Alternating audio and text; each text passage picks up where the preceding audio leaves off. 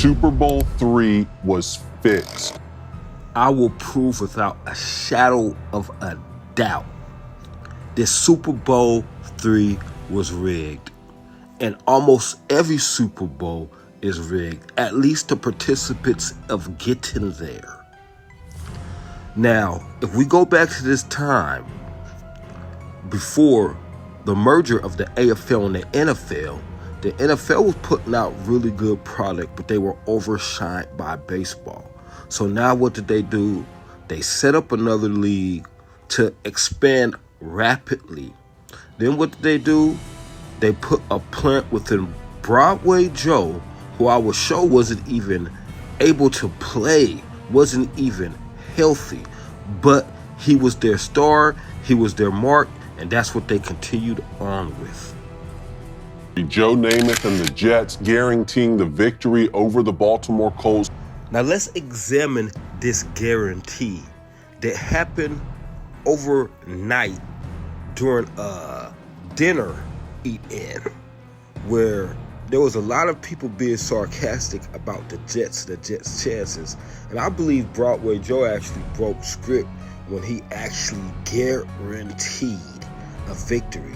But the guarantee of a victory is also admitting, which these people believe that them admitting this stuff is true, that it saves them from sinning. Now, this is how the devil operates.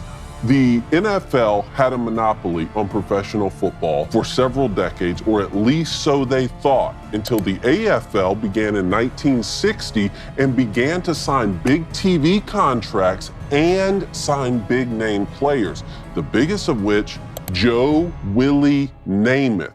He's a hero, he's a pro, he's a Mr. Something Else on Broadway Joe. He's a groovy super guy. He can pass a football through a needle's eye.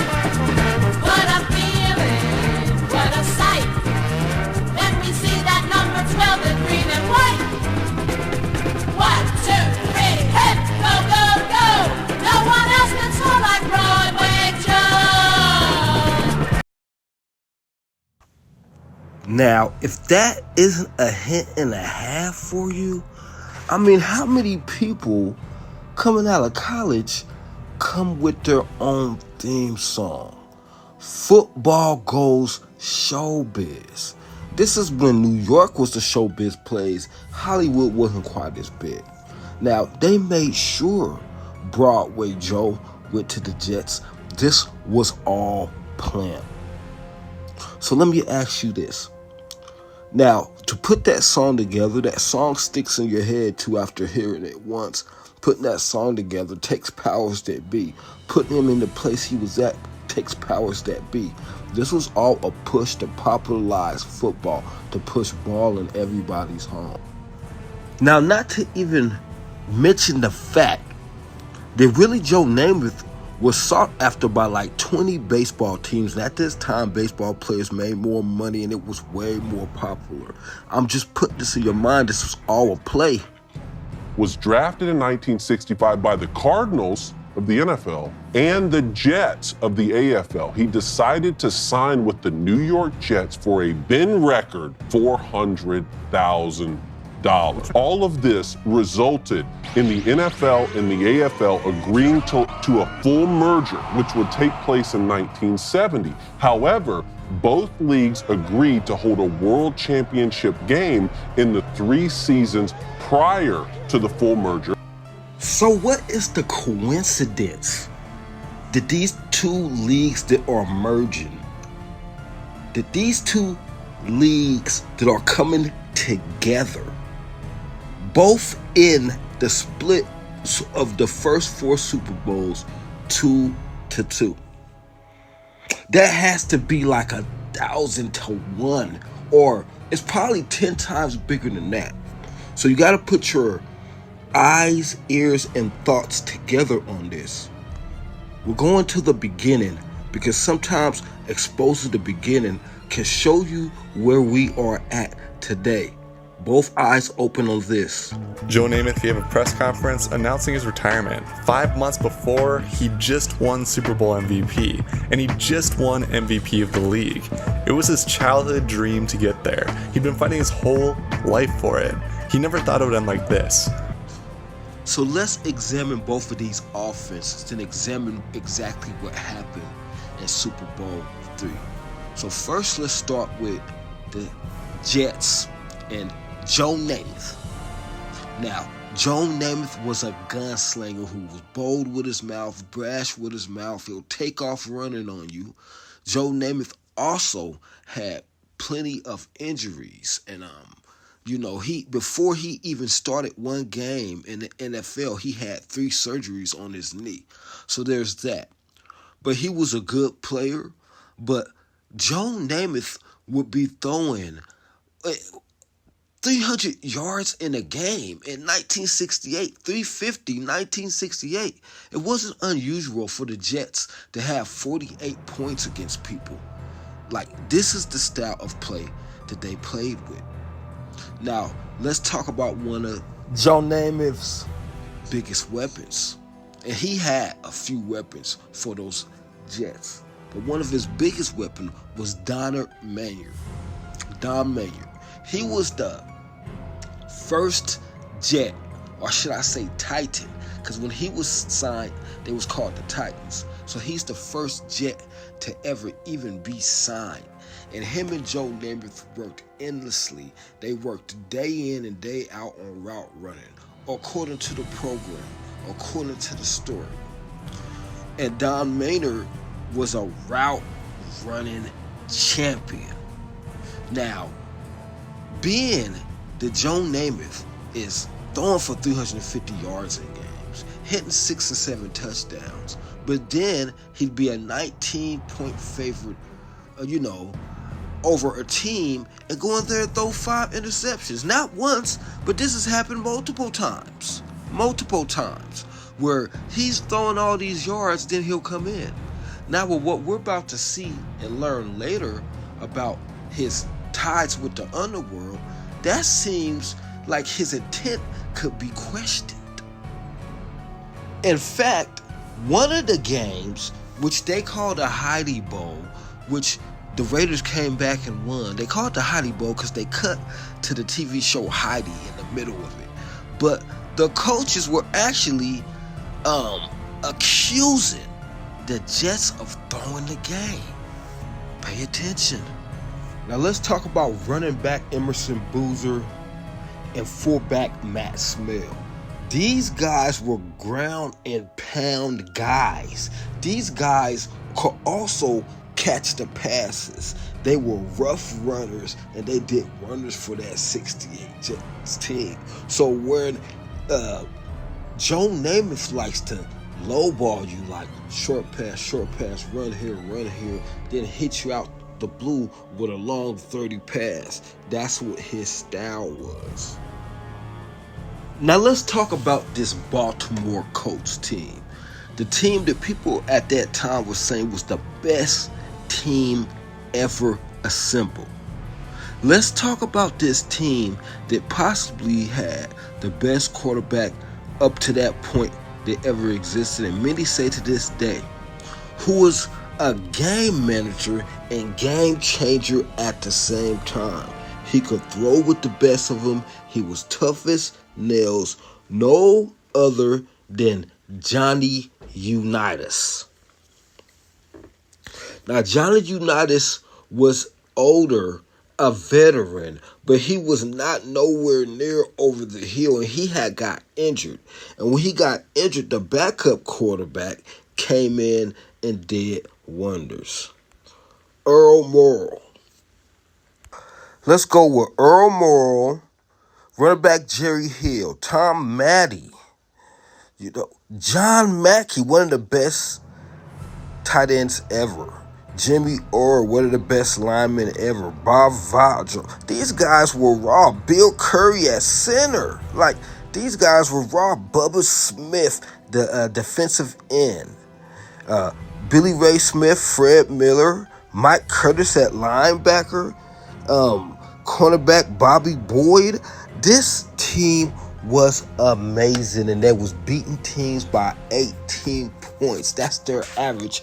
It stands to record to this day, I believe. I may be wrong about that, but it stands to record to this day. Now, red flags are flying all over the place for the simple fact that Johnny Unitas was injured and got better, and they wouldn't let him play. They kept Earl Moore in, and Earl Moore is the one that the coach believe through the game. Bubba Smith himself, possibly the most talented person on that team at the time. It's him or Johnny Unitas hands down.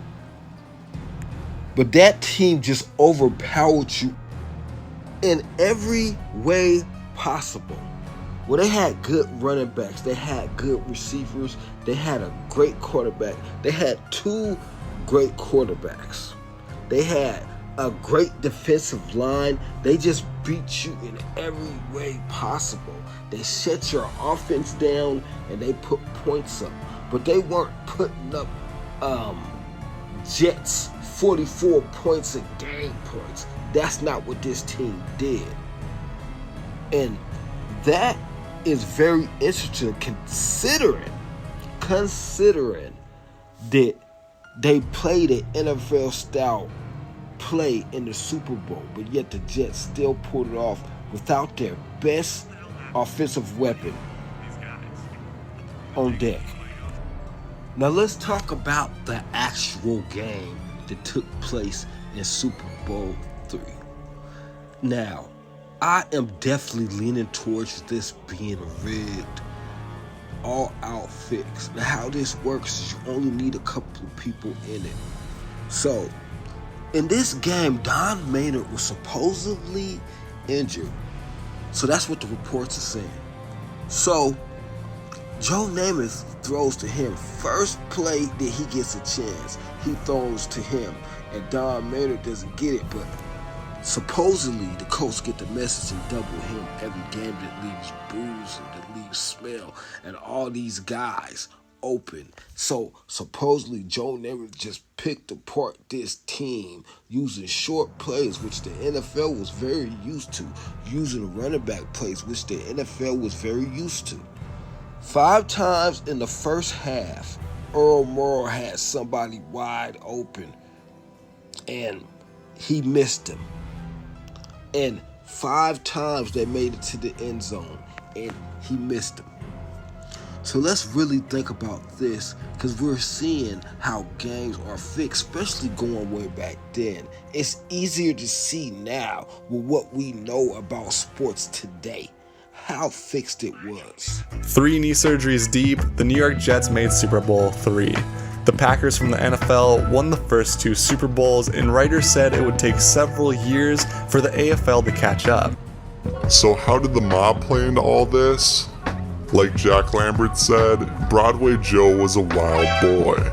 He would tell reporters he would drink just about all the time, and he bragged to Playboy about how many women he slept with. Now, from what we see today, from the past with MTV Cribs and how much people are in the star's business, this was a profile for this man. That's exactly what it was. They was profiling him in different magazines. They made sure he was all in color. The same NFL team, you can't find footage of them in color. But Joe Namath was everywhere. Not to mention the company that you keep. Namath's career was going off, but he was at a bar called the Pussycat. And that's where he met mafia members, which I won't go into names. But this created a whole different dark cloud that reigned wherever he went, because he was involved with the mafia. Now, he had just won the Super Bowl, and he announced his retirement because the NFL tried to make him sell his stake in Bachelor 3, which he had with actual mafia members. So yes, Super Bowl 3 is definitely in question if you're hanging with people that are known to murder, known to fix, known to be on the dark side of things and live in the shadows. And that's what he chose to deal with. To the point he was willing to give up his career to hold on to those ties, because he understood more than we understand that those ties broke can lead to death strokes. Now let's hear the conclusion of the matter. What says you? I'll tell you what the Judge Prophet says.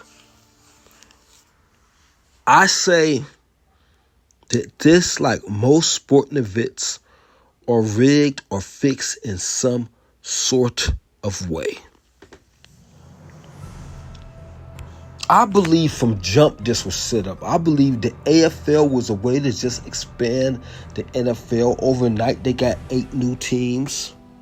I believe it was set up like this from jump. And it's really disgusting if you really break it down, because there's a lot of racism in it because of the story of Joe Namath is different than the story of Bubba Smith. It's because of, in their mind, America doesn't need a Michael Vick to win. It needs a Tom Brady to win. Michael Vick is just good enough, looking good, running fast, throwing, looking like a Superman, that doesn't need a championship, because they understand that us, the people, are not used to having one of us champion in a position like that.